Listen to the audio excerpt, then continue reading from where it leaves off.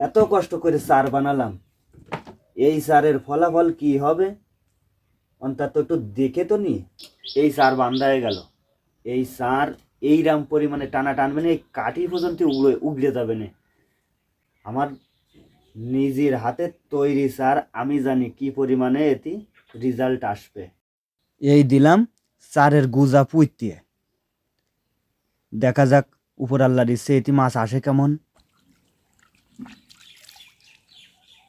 এই জায়গা নামে গুলালাম, আসবে না কেমন জানি না। এই মারলে পয়লা ঠোকর। ইনশাল্লাহ সারে মাছ লেগে গেছে। পয়লা ঠোকর মারেছে মানে মাছ লেগে গেছে। এই সার যতক্ষণ থাকবে এই জায়গার থেকে আর মাছ সরবে না, এটুকু ইনশাল্লাহ গ্যারান্টি আছে। আমি বলিলাম যে আছে আমার নিজের হাতের তৈরি সার, এটি মাছ একবার লাগলে আর এই সারের থেকে মাছ সরবে না। ভিডিওটা ভালো লাগলে অবশ্যই চ্যানেলটা সাবস্ক্রাইব করে রাখুন।